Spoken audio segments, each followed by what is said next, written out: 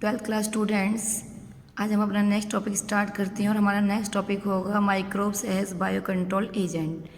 बेटा ये इसके अंदर हम क्या पढ़ेंगे? बायो कंट्रोल एजेंट, यानी कि जो भी बायो लिविंग बींग्स हैं जिनकी वजह से हमारी फसल बेकार होती है या फिर उनकी वजह से हमारी फसल को कोई भी नई बीमारी हो जाती है और हमारी बीमारी होने की वजह से, डिजीज़ होने की वजह से हमारी फसल है वो बेकार हो जाएगी।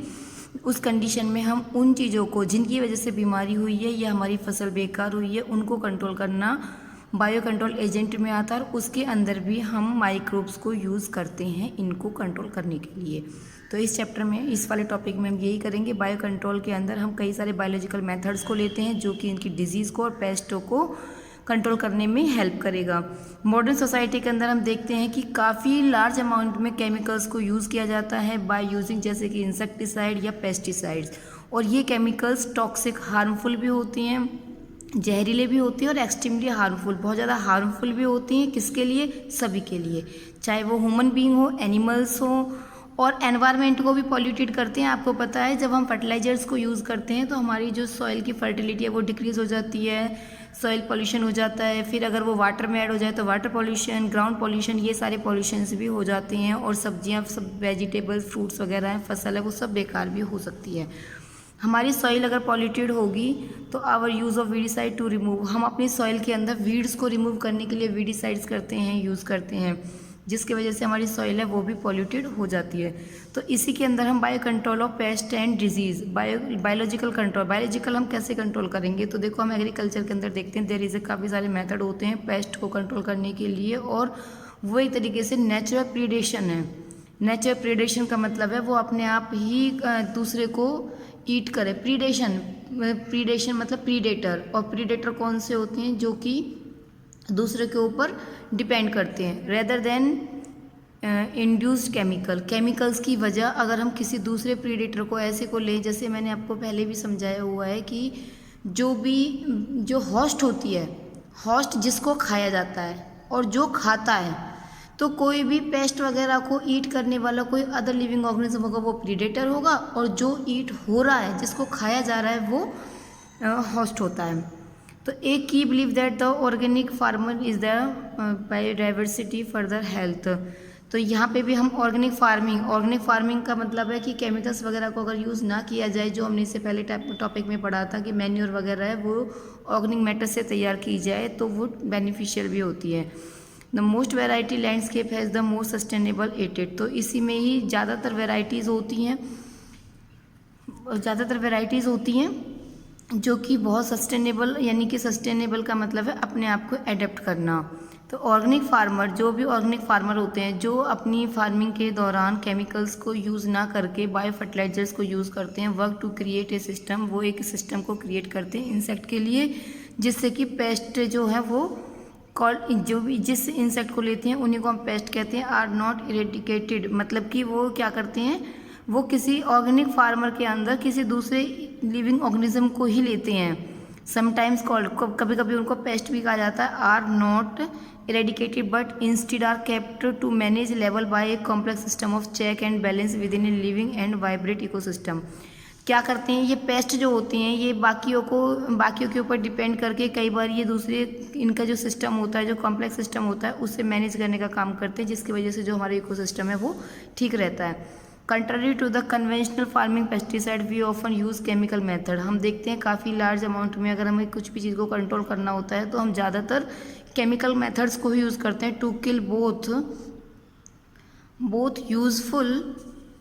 And harmful life form.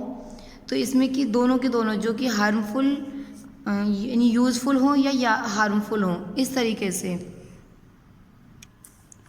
जो कि दोनों तरीके से, चाहे वह बेनिफिशियल हो, यूज़फुल हो या हार्मफुल हो, दोनों के दोनों ही अलग तरीके को एक्सप्लेन करते हैं। इसी में हम होलिस्टिक अप्रोच को अगर हम देखें, ज़्यादातर हम जो कौन से यूज़ करते हैं वो करते हैं हम वेब इंट्रैक्शन। वेब इंट्रैक्शन का मतलब है कि हम देखेंगे कि एक लिविंग ऑर्गेनिज्म को दूसरा, जैसे फूड वेब नहीं पढ़ा हमने 10th में, तो उसमें क्या होता है, एक लिविंग ऑर्गेनिज्म एक ही चीज़ पर डिपेंड ना करके अदर को भी ईट करता है, तो उस तरीके से हम वेब इंट्रैक्शन करेंगे, जो कि हमने पढ़ा भी, मायराइड ऑफ ऑर्गेनिज्म दैट कंस्टिट्यूट, जिसकी वजह से क्या होता है, फ्लोरा और फना, यानी प्लांट्स को और एनिमल्स को दोनों के लिए ही वो यूज़ होता है। Organic farming hold the view of radiation of the creature that are oftenly described और ये सिर्फ इसमें यही नहीं है कि हम पेस्टों को ही ले रहे हैं, सिर्फ पेस्ट हैं वो ही अदर लिविंग ऑर्गेनिज्म को ईट कर सकते हैं, बल्कि also undesirable for with in them beneficial predatory, और भी हम कोई और भी हो सकता है जो कि इसमें हेल्प करेगा, चाहे वो प्रीडेटर की तरीके से हो या पैरासाइट इंसेक्ट हो, which depend upon them as, और वो इसके ऊपर डिपेंड करेगा कि कौन सा ऑर्गेनिज्म कौन सी होस्ट पर किस तरीके से ईट कर रहा है, डिपेंड कर रहा है, और किस तरीके से वो उसकी ग्रोथ को रोक सकता है। Use of bio control measures will greatly reduce our dependence on toxic chemical, जिसकी वजह से अगर हम इस तरीके से पेस्टों को या पैरासाइट्स को यानी अदर लिविंग ऑर्गेनिज्म को ही यूज़ करेंगे तो हमें केमिकल्स को यूज़ नहीं करना पड़ेगा जो कि बहुत हार्मफुल होते हैं। अगर हम बायोलॉजिकल फार्मिंग के अंदर एक मेन चीज़ को देखें तो वो क्या होता है, वेरियस लाइफ फॉर्म हम देखते हैं, काफ़ी सारी लाइफ फॉर्म होती है that inhabit the field predator as well as pest, जो कि फील्ड को प्रीडेटर पेस्ट सभी की लाइफ साइकिलिंग से बिलोंग करती है, और ये मेनली डिपेंड करती है फीडिंग और हैबिटेट दैट दे प्रेफर, और साथ में ये भी कि वो किस तरीके का खाना खा रहे हैं और किस जगह पर रह रहे हैं। तो कहने का मतलब ये है कि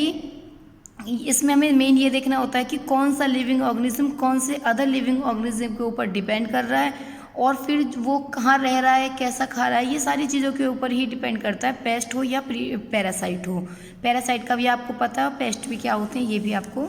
अच्छे से पता है। इसके बाद हम देखते हैं कि हम काफ़ी सारे beetles with red and black marking, कई सारे बीटल्स होते हैं जो रेड कलर के होंगे या ब्लैक कलर के होंगे, जिन्हें हम लेडी बर्ड, ड्रैगन फ्लाइज, इनको भी हम यूज़ करते हैं, फिर मॉस्किटो, ये सारी चीज़ें भी बायो कंट्रोल एजेंट में यूज़ करते हैं। और माइक्रोबियल बायो कंट्रोल एजेंट में अगर हम देखें तो इसमें आता है मेनली बैसिलस थ्रिंजेनेसिस, जिसे हम बीटी के नाम से भी जानते हैं, और ये क्या करते हैं, ये भी वाटर के साथ मिक्स हो जाएंगे, और यानी कि हम इनसे जो भी फॉर्म होता है उसको हम वाटर में ऐड करके उसकी स्प्रे कर देते हैं, सारी अपनी फिश उस पर, मतलब जो भी हमारी फसल होती है उस पर कर देते हैं, फिर दे आर ईटन। और फिर जब इसको, जिसको हमने स्प्रे किया था, जब इसको कोई भी इंसेक्ट ईट करता है तो ये उनके लार्वा, यानी कि जो उनका माउथ होता है, माउथ में से जो लार्वा निकलता है, तो in the gut of the larva, ये गट के अंदर द टॉक्सिक इज रिलीज, एक ये टॉक्सिक सब्सटेंस है वो रिलीज होता है, और द लार्वा गेट किल्ड, और जो लार्वा होता है वो मर जाता है, ठीक है, क्योंकि ये हार्मफुल सब्सटेंस ये वहाँ पहुँच जाएगा जब ये उसे ईट करेगा, और फिर ये मर जाता है। तो bacterial disease will kill the, ये इस तरीके से जो बैक्टीरियल डिजीज़ होती हैं वो इस कैटरपिलर के द्वारा किल द कैटरपिलर को किल कर देती है, but leave other insect unharmed, लेकिन ये उसी को ही ईट करेंगी जिसको हमें करना है, बाकी सभी स्पीसीज इससे हार्म नहीं होंगी, क्योंकि जो इसकी यानी कि इसका जो जेनेटिकली प्रोसेसिंग है वो इसी तरीके से तैयार की गई है। और इसको हम चैप्टर नंबर 12, ठीक है, चैप्टर नंबर 12 जब हम बायोटेक्नोलॉजी पढ़ेंगे, जब वहाँ पे अच्छे से पढ़ेंगे, अभी तो जस्ट मैं आपको इंट्रोड्यूस करा रही हूँ, वहाँ पे हम इसकी वर्किंग, बीटी थ्रिंजेनेसिस को कैसे तैयार किया गया है, कैसे ये रिएक्ट करता है, ये पूरा स्टेप्स है उसमें, ठीक है। तो ये प्लांट है वो रेसिस्ट होते हैं, रेसिस्टेंस का मतलब है कि अगर देखो कोई भी किसी बीमारी को होने से रोक रहा है तो वो उससे रेसिस्टेंट है, ठीक है। जैसे कि अगर मान लो कोई भी प्लांट है, अगर वो इंसेक्ट से अफेक्टेड नहीं हो सकता, हमने उसको कुछ ऐसा दिया जिसकी वजह से इंसेक्ट है वो उसको ईट नहीं कर सकते, तो इसका मतलब वो इंसेक्ट रेसिस्टेंट होगा, ठीक है। तो बीटी कॉटन भी इसका ही एक एग्जाम्पल है जिसको मैंने अभी बताया, आपको चैप्टर 12 में बहुत अच्छे से पढ़ेंगे। इसके बाद आ जाता है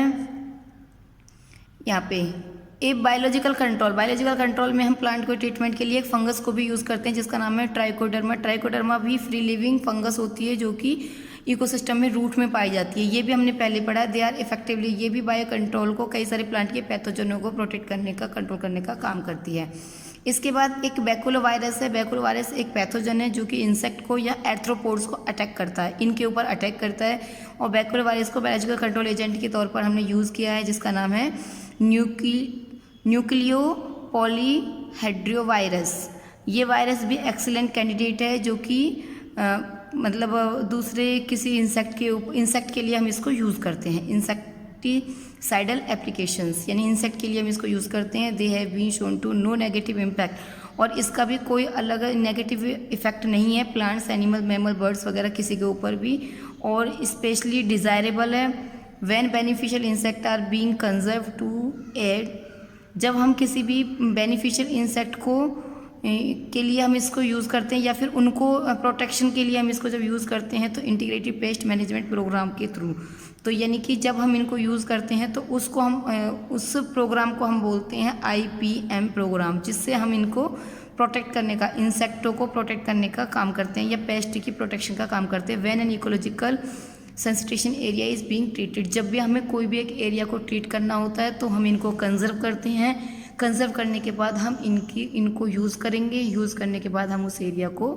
प्रोटेक्ट करते हैं, ट्रीट करते हैं।